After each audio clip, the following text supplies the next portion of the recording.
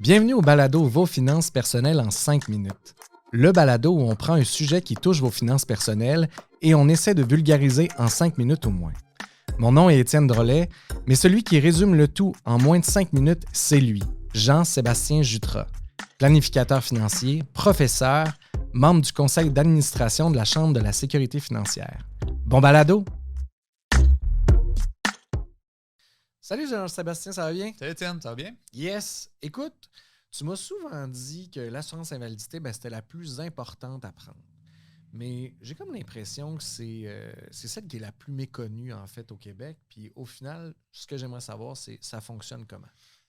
Premièrement, clairement que c'est la moins connue au Québec parce qu'il n'y a pas beaucoup de gens qui en ont. OK. En fait, pas beaucoup de gens qui en ont à part leur assurance collective. Puis souvent, c'est ça que l'erreur est faite, c'est j'en ai sur mon assurance collective, j'ai pas besoin d'en avoir additionnellement.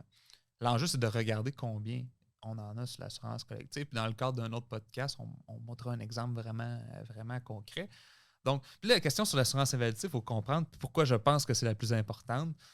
C'est que notre capacité à produire de l'argent, c'est ce qui vaut le plus cher. Et en fait, souvent, l'exemple que je vais donner, c'est si tu as le choix entre sauver ta poule aux œufs d'or ou tes œufs d'or, tu vas sauver lesquels? La bonne réponse devrait être la poule. Donc, l'enjeu, c'est si je veux assurer quelque chose, est-ce que j'assure la poule ou les œufs? Je vais préférer assurer la poule parce que c'est ma capacité de faire mes projets futurs. Vous, là, en fait, c'est l'actif qui vaut le plus cher. C'est pas votre maison, c'est pas vos placements. C'est vous, là, l'actif qui vaut le plus cher. Évidemment, quand vous tombez retraité, là, l'actif qui vaut le plus cher devient des investissements, mais ces investissements-là, on les a eus grâce à notre labeur, à notre dur labeur de travail. Tu sais, l'exemple que je peux donner, Étienne, c'est si je fais 70 000 par année, puis que je tombe invalide, disons, à 40 ans jusqu'à 65 ans. Ça arrive, là, des grosses invalidités. Tout à fait. Je dirais que la majorité des invalidités sont plus de court terme, mais ça peut arriver des invalidités long terme. Puis souvent, quand on est invalide plus que 2 ans, on est parti pour un bon moment. Fait que disons que je suis invalide de 40 à 65 ans. Je fais 70 000 par année. Disons que j'ai une indexation de mon salaire à 2 C'est à peu près 2,3 millions que je laisse sur la table. C'est beaucoup d'argent. Donc, évidemment, c'est un gros risque.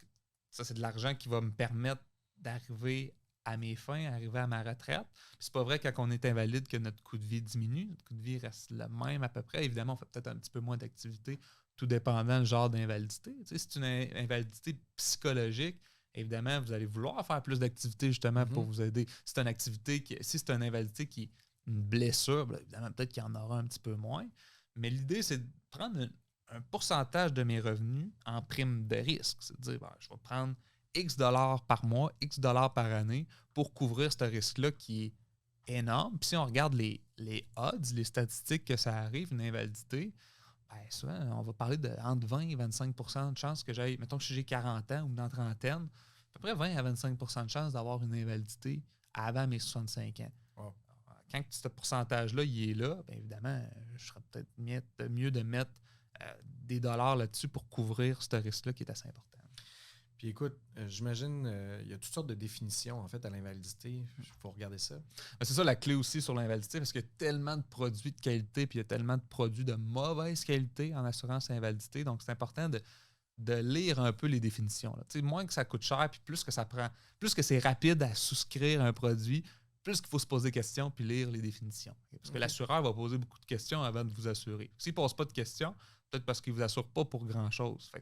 Des fois, on voit des définitions que, on paye si vous avez un accident puis que vous êtes hospitalisé. Okay. Alors, si, exemple, j'ai une dépression, c'est pas un accident puis je ne serai pas hospitalisé nécessairement pour ça, donc mon assureur ne paiera pas. Des fois, je fais l'exemple de dire, mais ce contrat-là d'assurance-là, on paye juste si on se blesse un soir de pleine lune en juillet. Donc, tout ça pour dire, c'est que c'est important de bien lire les définitions en arrière de tout ça. Puis si ça coûte pas cher, l'assurance invalidité, c'est peut-être parce que ça vaut pas cher puis que les probabilités que quand je vais réclamer, je sois payé soient faibles aussi.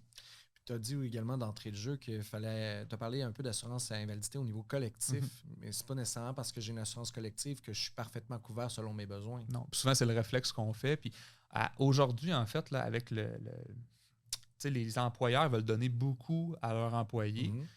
Fait qu'on va peut-être rajouter des dents dans nos assurances collectives. Les gens veulent ça. L'assurance invalidité, c'est pas sexy, là, si on peut le dire comme ça, versus si je me fais payer mes lunettes, si je me fais payer les dents. Fait que ce qu'on a vu beaucoup, moi j'ai vu beaucoup de gens diminuer les pourcentages d'assurance invalidité dans leur assurance collective. Puis moi, comme assuré, je le remarque pas. J'espère juste qu'on n'avait pas diminué les dents puis les yeux.